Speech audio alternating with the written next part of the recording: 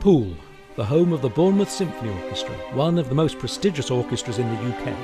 The question, is classical music popular or not?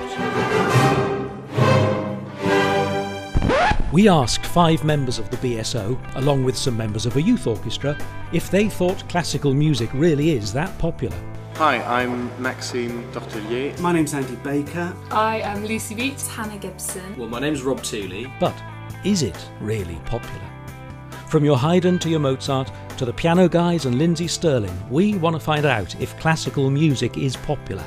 So, the real question is classical music the new rock and roll? Hi, I'm Charlotte Frost. I play the cello in a local youth orchestra. At the moment in our local youth orchestra, we are working towards a concerto concert. This concerto happens to be the concerto that I am taking part in.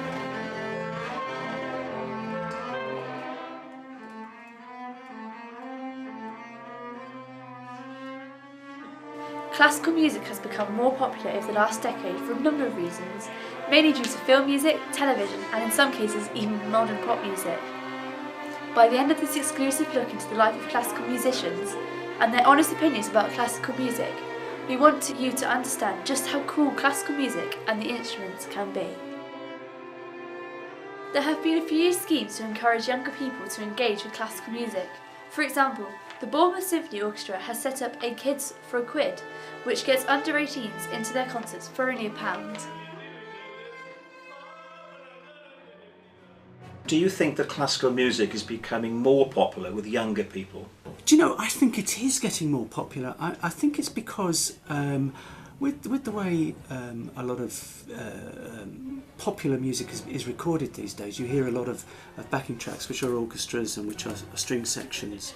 And one frequently goes in and meets primary school children, and they suddenly aware that the sound that they hear on a record, their popular favourite record, is perhaps made by an instrument, a stringed instrument, and that sort of carries on now. It's beginning to grow.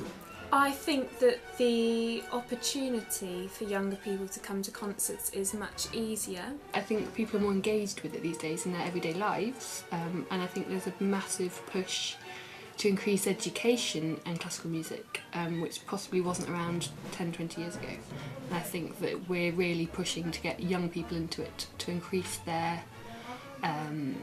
engagement with it, so that they have it from an early age and it's just part of their everyday life. Over the last few years, comedians have been incorporating orchestras into their performances. For example, on his last tour, Tim Minchin used a full symphony orchestra in his piece Rock and Roll No. Tim Minchin has toured the UK, hosted the BBC Comedy Proms in 2011, and has also become widely recognised for his interesting take on comedy. While his mates will go out late, popping pills and having fun, he stays home and showers. So far, we've heard from the professional musicians about their opinion on the popularity of classical music.